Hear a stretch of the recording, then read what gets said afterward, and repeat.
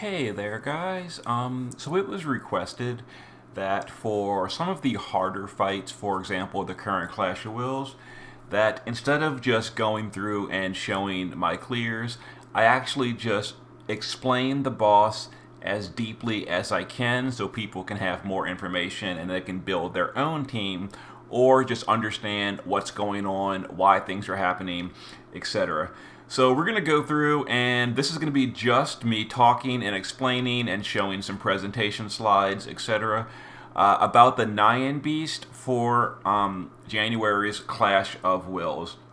So, yeah, I'm just going to explain everything. So this is going to be potentially long, but hopefully it gives you all the information you need to beat this fight. So the boss is a beast and a fairy, so those are the killers you want. As you can see from the resistances here, it is only weak to fire, water, and light element. Technically, light element is better, but it's such a minor difference. Pick the best of those three elements that you want to use. The HP is before modifiers. If you have all the modifiers on, I think it has 3.5 billion HP or around that. So you need to deal somewhere around 1.8 billion to push the first threshold if you're doing the threshold lock. It's weak to blind, but that's kind of like either a trap or an oversight. Blind doesn't really do anything on this fight, so you can, for the most part, completely ignore blind. It can be full breakable, resistance to non-elemental. Here's all the skills the boss does. You just need to know that primarily your magic tank needs, your party needs some dark and thunder resist for phase 1 and some fire and earth resist for phase 2. You can also potentially skip fire and earth resist depending how you do the fight. Some skills. We're going to go over all this in detail in a moment. So during the boss's ambush, he's going to use Bestial Torment, which is going to AoE break your party by 90% and increase the boss's morale or decrease your morale, however you want to call it. And then he's going to do Taste for Flesh during the ambush. This is going to put up 80% mitigation against humans, and then a small killer buff, and again, more morale loss. So the boss is going to be using lots of these morale decreasing skills early in the fight. Later in the fight, the boss's morale generation is significantly lowered. As the fight goes on, the boss starts generating less and less morale per turn. And then after turn 5, the boss generates very low morale. So if you might have seen my Mave clear, you saw how we had to go to a turn 8 clear because we didn't use Chow and morale generation was just too hard in the start of the fight. If you're using Chow plus Kresnik, you can go for a quick clear for a high score run on turn 5, and you can still outpace the boss's morale generation. So before we start going into all the mechanics and all that, we're going to go over the basics of what you need for your party. Now this is, of course, doing the fight the way I personally have been doing the fight. There may be other ways to do it. These are just my personal recommendations. If you decide to go a different strategy, maybe this is less relevant. But for the way I've been clearing the fight, which did work for a rank 1 clear, this is what we're going to talk about. So, these resistance numbers, as I'm going to be mentioning, are before taking into account the negative 50%. So, for example, like right here, when I say you need 100% light resist for your tank, that's not including the resist down modifier. So, that you need an extra 50% if you turn that modifier on. So just keep that in mind as we go through this. So you're going to want a tank unit that is going to magical cover and be your provoker. So your magical covering tank is going to either need passive provoke or active provoke that is always kept active. The boss never dispels your party, so as long as you're keeping your active provoke buff up, you're fine there. Or you can use passive provoke if you don't have to worry about it.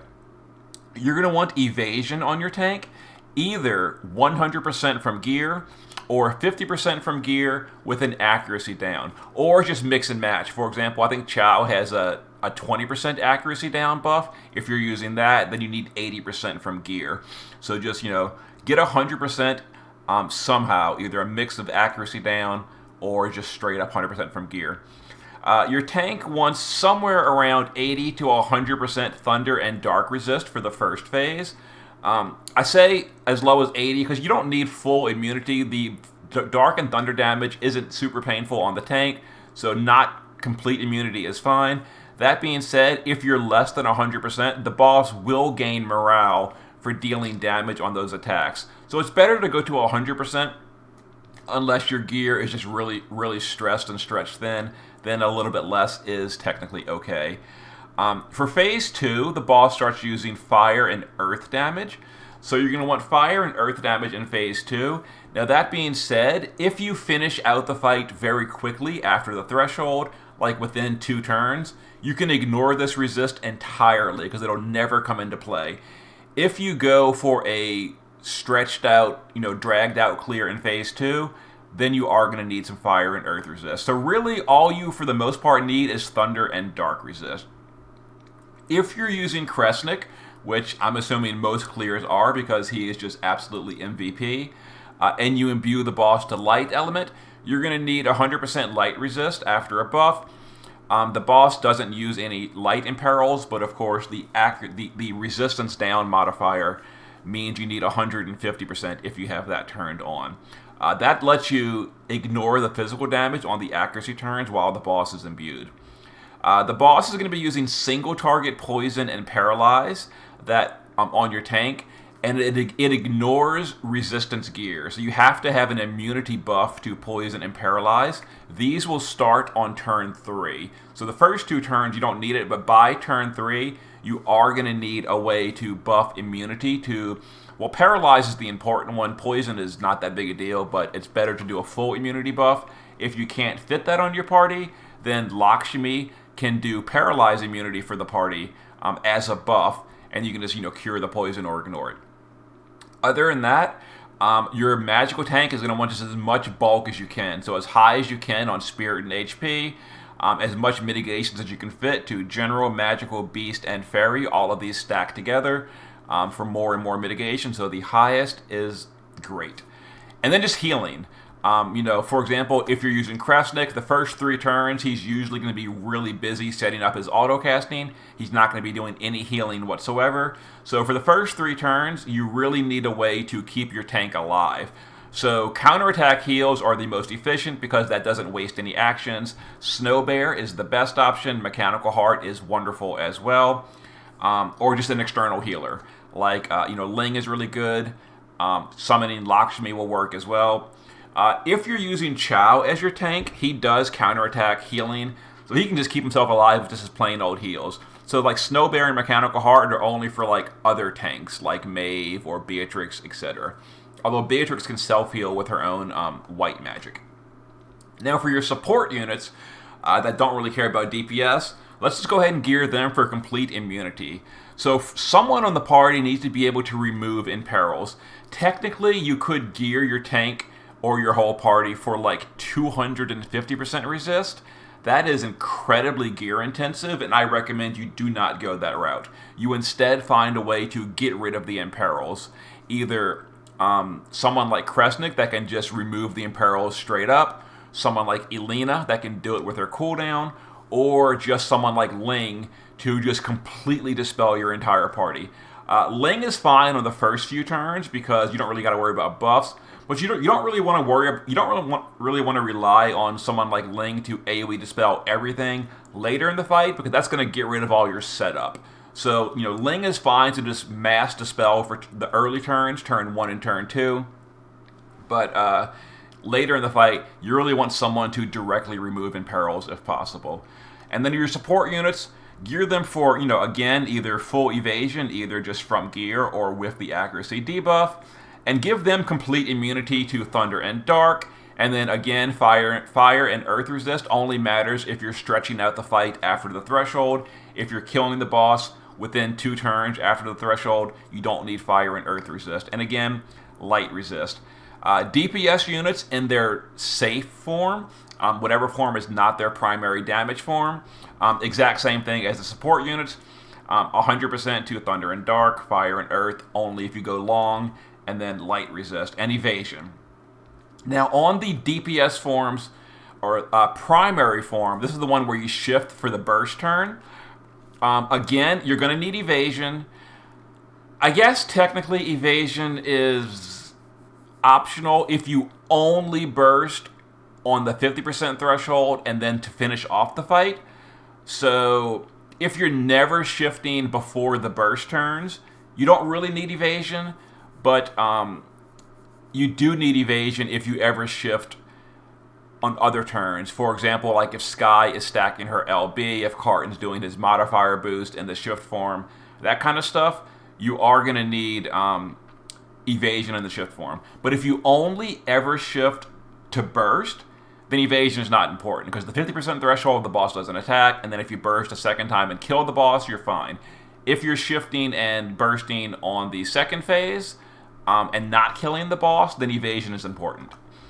And then about 80% resist is fine, or guts. That's because you're going to have a damage over time when you shift, and it'll either kill your unit, and then guts will prevent dying to the damage over time, or you could re-raise it as well and come back, so that's fine as well. So I should have written about 80% resist with Thunder and Dark, or guts, or re-raise. Keep in mind that if you're, like, for example, Sky is shifting before the burst turn to stack up, you're going to want some resistance so Sky doesn't just drop dead to the guts or to the damage over time and then lose her stacks, etc. Again, Fire and Earth can mostly be skipped even if you're going long, because you can shift and then burst and then re-raise if you're going long in phase 2. So there's the overall recommendations for gearing your party. You can screenshot this and print it out, whatever, or just memorize it. So there you go. So let's go back to the boss. Well, we're going to also show 2 of the boss's actions, either with a turn 5 threshold push or a turn 8 threshold push. So let's go ahead and explain step by step what is going on turn by turn. So during the ambush, we explained what was going on for that. Ignore the threshold for the moment. So every single turn of this fight, you really want to hit the boss at least once with either fire, water, or light damage. So we're going to assume you always correctly do that, and we're not even going to go over what happens if you don't do it, because just do the fight correctly. So always hit the boss every single turn with fire, light, or water damage. That's going to be the optimal outcome. So every turn for the first 4 turns, the boss is going to be doing Taste for Flesh. And this is going to slowly decrease turn by turn if you properly do the elements, which we're going to do. So my chart shows it a little bit more clearer. So on turn 1, the boss is going to have a 20% human killer buff. Now this is going to really make your tank take extra damage if you're not using Chow. Chow or Melia. Melia is a fairy, Chow is a beast, so they will not be affected by the boss getting human killer. If you're tanking the boss with someone like Maeve, Beatrix, Shoreline Fina, General Celeste, or any of the other magical tanks I'm not thinking of, they're going to start taking increasing damage as the boss's human killer increases. So as we can see here, during the ambush, the boss doesn't attack during the ambush, so the 10% human killer will never actually be in effect. On turn 1, as his first action in the round, the boss is going to put up this human killer buff. So it's going to be a 20% human killer buff on turn 1, a 30% human killer buff on turn 2, a 40% on turn 3, and on turn 4, he's going to have the maximum of 50% human killer. So turn 4 is going to be the most painful for your magical cover tank, although if you're using a human magical cover tank.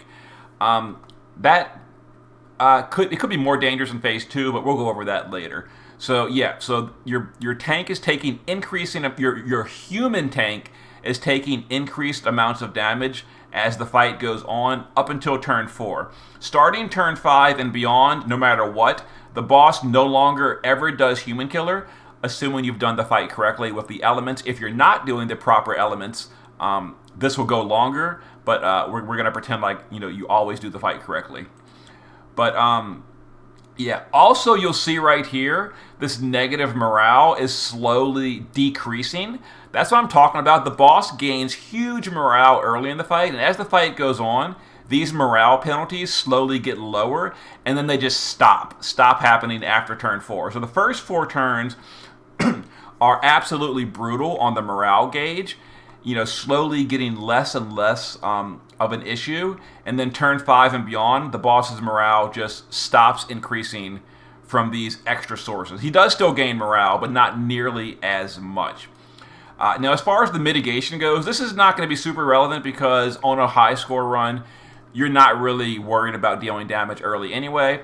But the boss's human mitigation on turn 1 is at 80%. On turn 2, it's at 60%, then 40, then 20. Then turn 5 and beyond, the boss has no human mitigation whatsoever.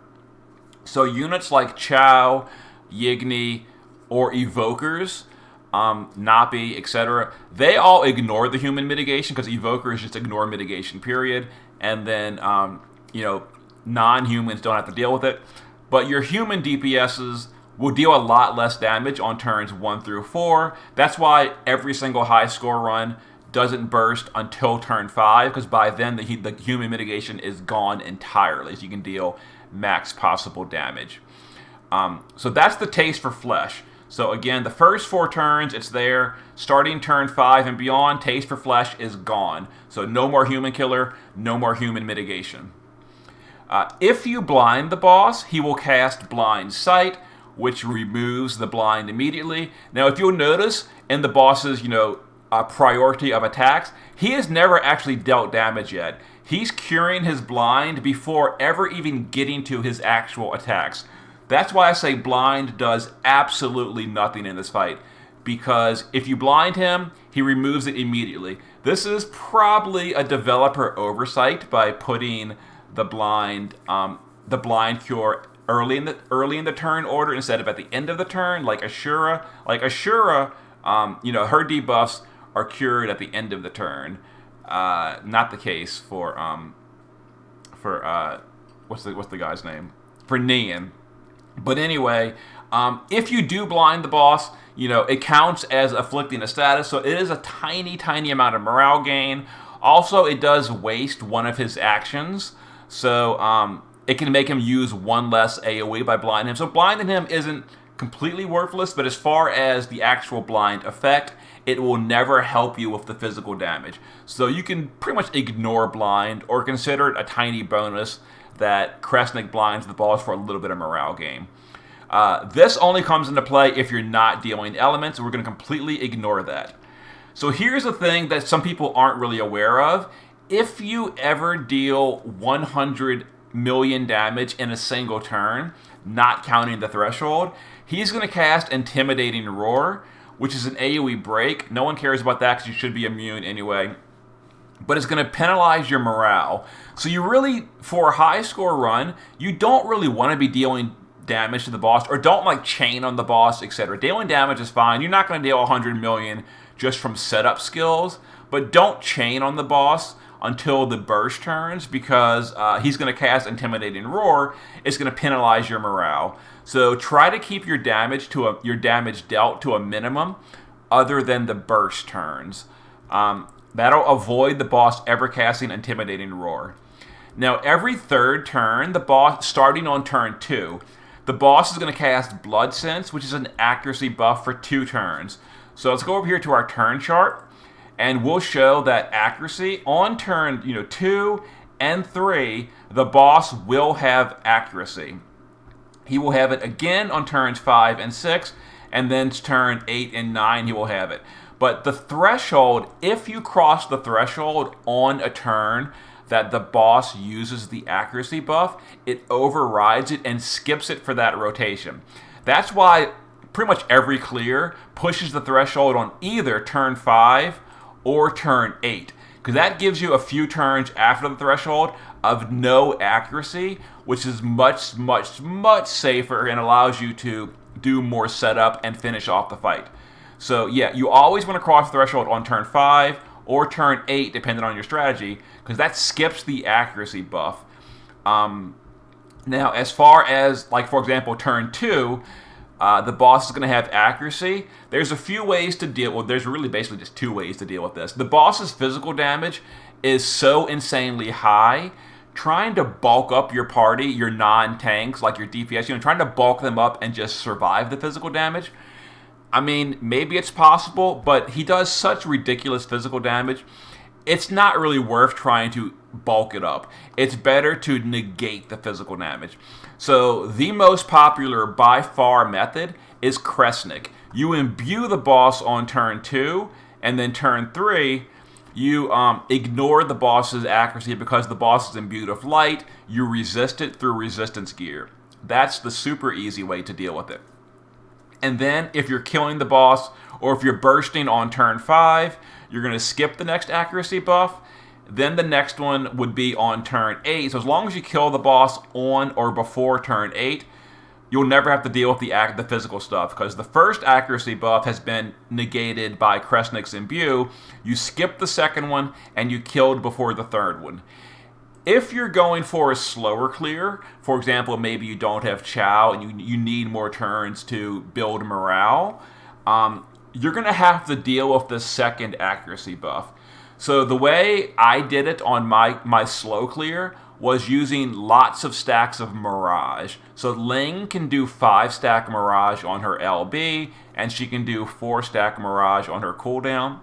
I think it's 4-stack, maybe it's only 3-stack from Celestial Dance. I'd have to double check. I think it's 4-stack, potentially.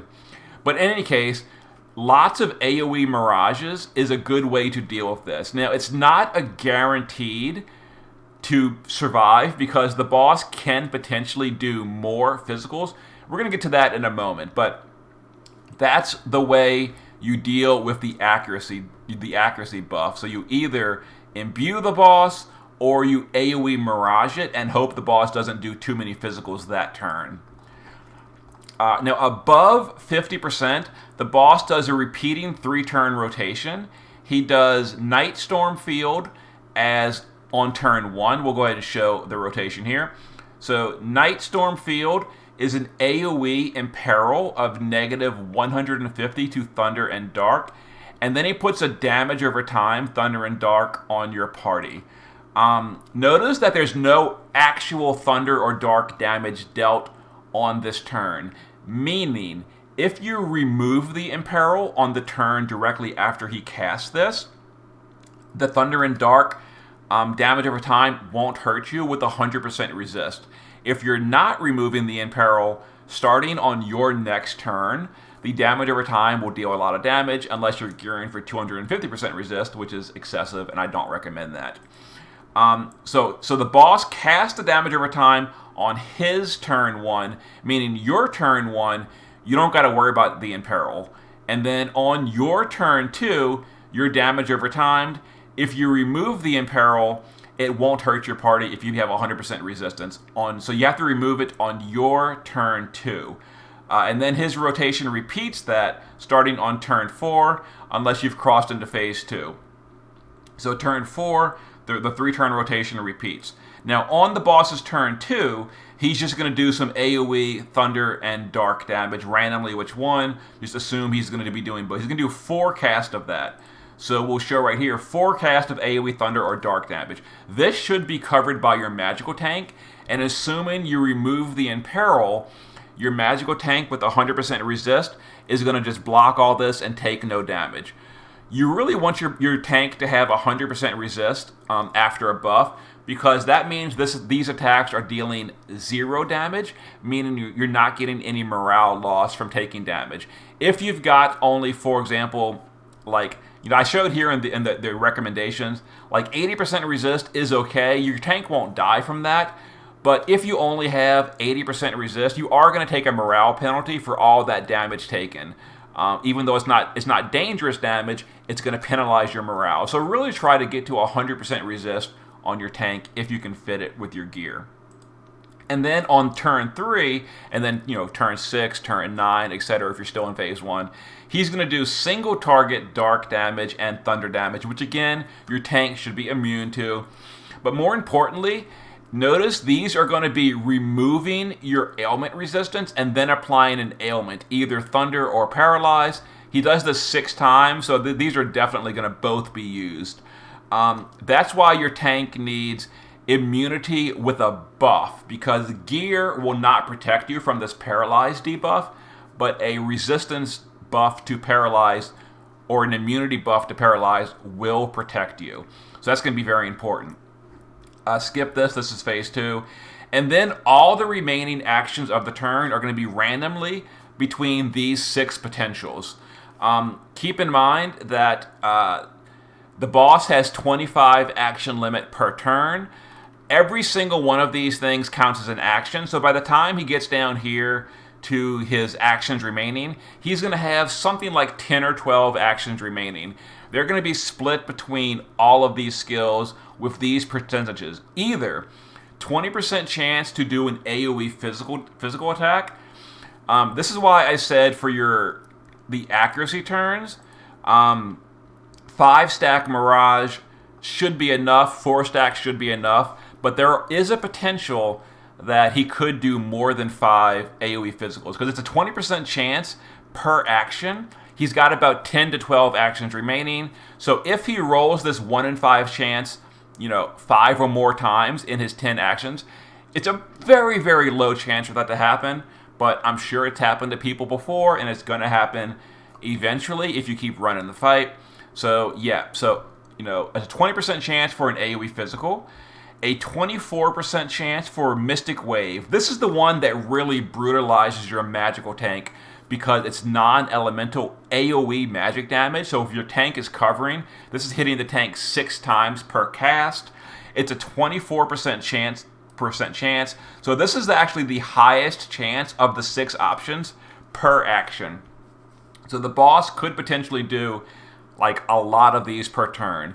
So just, if your tank is bulky, they can take it.